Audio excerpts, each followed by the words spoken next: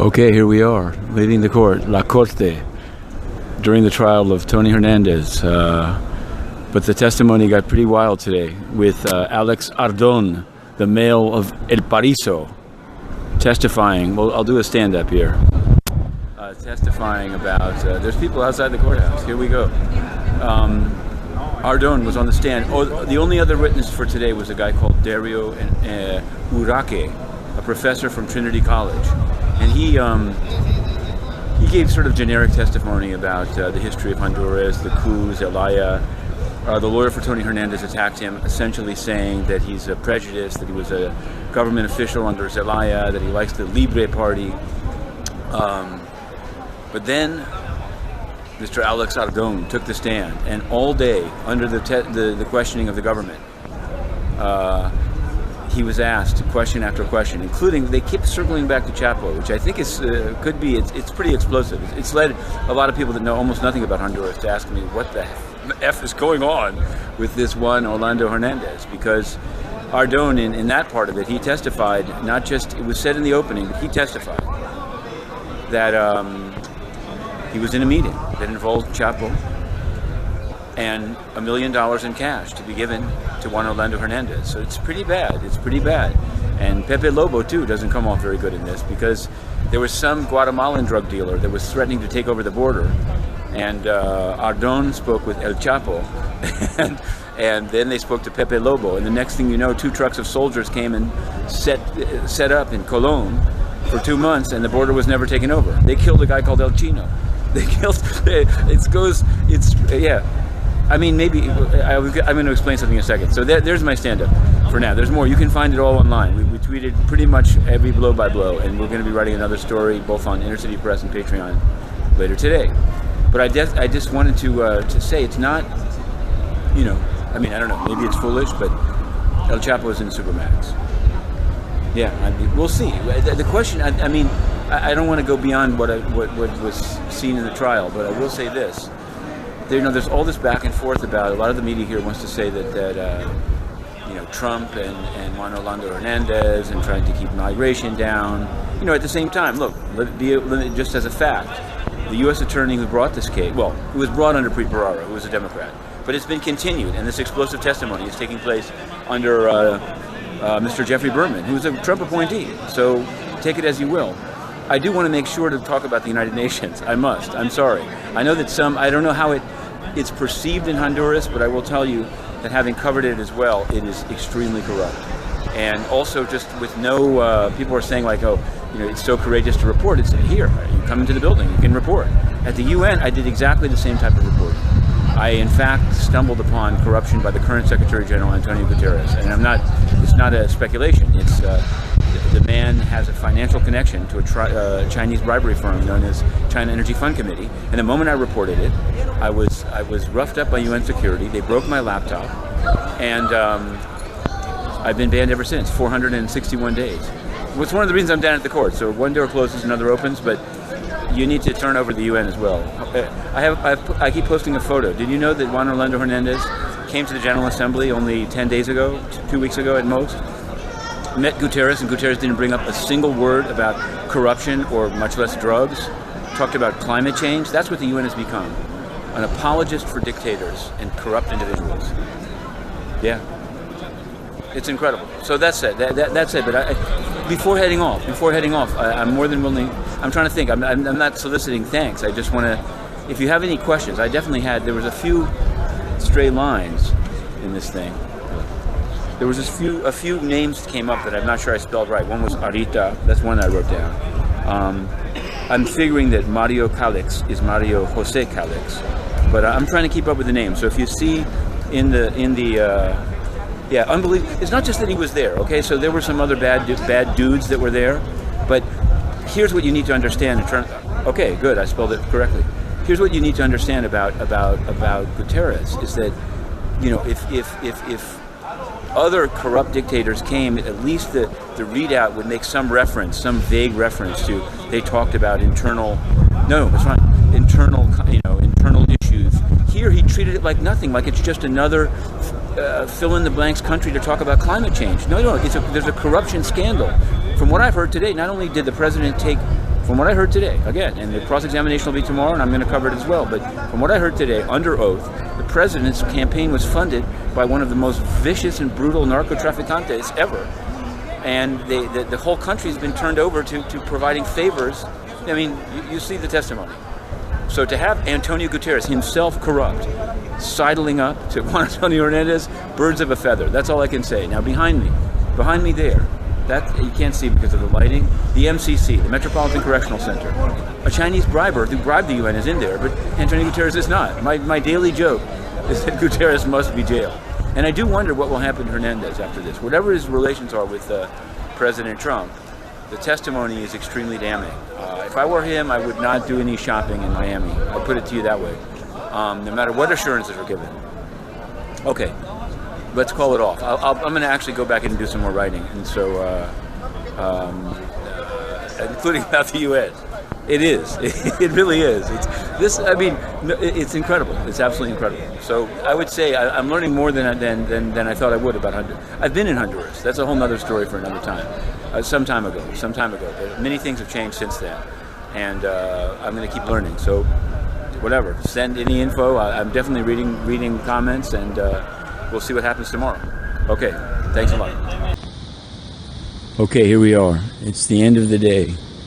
Periscope, Inner City Press, leaving the Southern District of New York courthouse. We've covered the Honduras trial.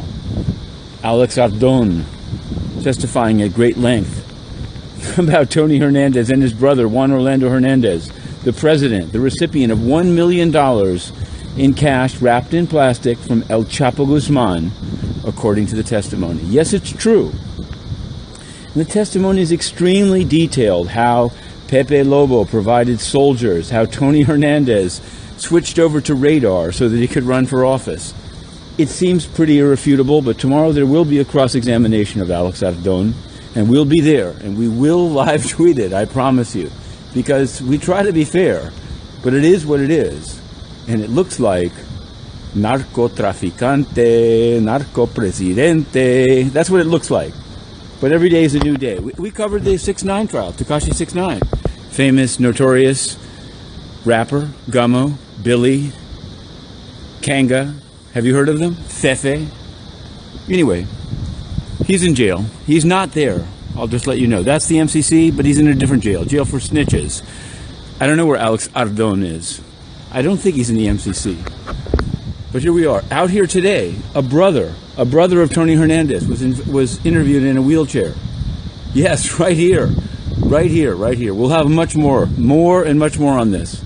Also, sadly, over the weekend, 4 homeless people battered to death by another homeless man, including an 83-year-old Chinese American battered to death on the Bowery. We sent up a picture and just said R.I.P. Incomprehensible.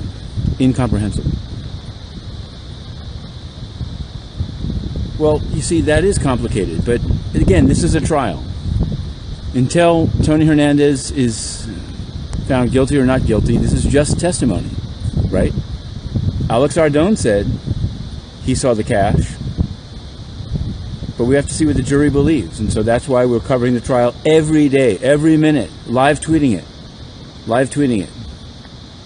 Inner City Press's philosophy is that the public has a right to know the raw materials, what's actually said, not the spin, not just the analysis, but what is said. And we did it from the UN. And do you know what happened? When we covered the United Nations, exactly the way we're covering the courthouse, Antonio Guterres, the Portuguese former prime minister, as corrupt as Juan Orlando Hernandez, yes, had Inner City Press roughed up, beaten up, and thrown out. And he thumbs his nose and lives in a mansion, covering up child rape, which I haven't heard yet about, JOH. So, birds of a feather. Tony Hernandez, Tony Guterres. We'll cover Tony Hernandez, but we ask you to act on Tony Guterres, the head of the UN, because he's corrupt. And his inaction is killing people in Cameroon and Yemen and everywhere else. He's taken bribes to cover up the slaughter of the powerless by the powerful. And although we're objective journalists, that type of sleaze we do not accept. To be continued. Okay, here we are. Here we are, Inner City Press. We've covered today, down at the Southern District of New York Courthouse, the trial of Tony Hernandez and his brother, Juan Orlando Hernandez, the president of Honduras, who took $1 million in cash wrapped in plastic bags from El Chapo Guzman, narcotraficante. And did you know this? The resident of this mansion, we've come here to show it to you, is 57th and Sutton Place. Hondurans, Cameroonians, Yemenis, anyone that comes in, this is the place. This is the place. Look, the lights are on. You paying for the lights. Antonio Guterres, the most corrupt Secretary General ever. Yes, it's true. He met 10 days ago with Juan Orlando Hernandez of Honduras, well-known corrupto. And his readout only concerned climate change. Only concerned climate change. Now they've got to air it out. You know why they have to air it out? Because it stinks. Because although this mansion in Manhattan, occupied by one individual, his wife never moved from Lisbon. Antonio Guterres lives in this mansion alone. Well, we think. Who's got the lights on? There have been a few visitors that we've profiled. And because Inner City Press covers Antonio Guterres in the way that other elected leaders are covered all over the world, he had Inner City Press roughed up and banned from the UN 461 days and counting. And no one did anything. Not Al Jazeera, not Reuters. Journalism is not a crime. Nobody. Because you know what? The UN is corrupt. Corporate media, at least at the UN, corrupt. Totally corrupt. Only interested in access, only interested in being at the UN to get quotes about how Antonio Guterres is deeply concerned about Kurds. I don't believe it. I don't believe it. He didn't care about Cameroonians. He didn't care when their villages were burned down. He didn't care when their leaders were locked up. Why would he care about Kurds? Why would he care about Hondurans? Why would he care about anything? He does not care. He's a fat, faux socialist, faux feminist, no better than Tony Hernandez. Tony Hernandez, Tony Guterres, peas in a pod, birds of a feather. But, notwithstanding, we've decided to cover the courthouse. We've covered a number of trials. We've covered Tekashi 6ix9ine. We've covered Judge Sullivan. We're covering Tony Hernandez. And we love it. But we will not walk away from this sleaze pit, this disgusting sleaze pit of the United Nations, which takes public money for a fat, corrupt individual to live in a mansion covering up child rapes. I'm not making this up. This is not Pizzagate. This is the UN's own website. Weekly, like a drumbeat, reports child rape by Cameroonian peacekeepers, Sudanese national staff. And you know what? Nobody inside the building, not Voice of America, not Reuters, not South African Broadcasting, certainly not Xinhua, nobody asks anything. Because they don't care. The UN says it's for humanity, and yet its peacekeepers rape children, and the fat man in this mansion covers it up. Now, I admit, taking money from El Chapo, providing military support for the border with Guatemala, killing people is very bad, very bad. But you, please, I beg you, if you care about Tony Hernandez, when you're done with Juan Orlando, take a second look at Antonio Guterres, because he's corrupt. He's a corrupt censor. You're paying for this car with this license plate. Total immunity. These guys with the blue license plate can run over children in New York and nothing happens. Now, I know that in Honduras these things can happen too. But there is maybe there's a mechanism. I don't know. All I know is I've received many messages from people that want better and who believe there can be a better day. And as currently constituted at the UN, there is no better day. There's only a single fat, disgusting dictator covering up child rapes, taking bribes, and allowed to do it by corporate media because they just want a quote against, I don't know, Trump. They say they care about the Kurds. They don't care about the Kurds. They say they care about Darfur. They didn't care about Darfur. They moved on in a heartbeat. Sleaze. Disgusting sleaze. The UN has become the betrayal. And I don't accept it. It must be reformed. To save the UN, dump Guterres. Guterres should be let out of this house in handcuffs, in the same way that Juan Orlando Hernandez. Based on the testimony, see, I know Tony Guterres more, and I have no doubt this man should be woken up at 5 in the morning like any deadbeat criminal and led in handcuffs to a squad car, taken to 290 Broadway and into the MCC and brought blinking in shackles into the magistrate's court, because he's a criminal. He's a bribe taker, he's a censor, he's a child rape defender, and he's corrupt. Now, when will this happen to Juan Orlando Hernandez? I don't know. All right, my soapbox is over, and if there are any questions, I'm more than happy to answer anything. I will provide, what do you call it, background. No, thanks. I love the courthouse beat. Now, many people have said to me, just forget the UN, they're corrupt, just move on. You know what? I see so many people caring about the UN and believing. It's not that I want to disabuse them of their dreams. It's that if you think that this thing is helping anyone, you're wrong. This man is worse than Jeffrey Epstein. Jeffrey Epstein is dead. He abused a good 70, probably more, young women with a dream in Florida. This man has defended 120 child rapes in 1 year. And no one does anything. France, Germany, the multilateral system, something has gone totally off the tracks. I believe in all of those things. I believe in human rights.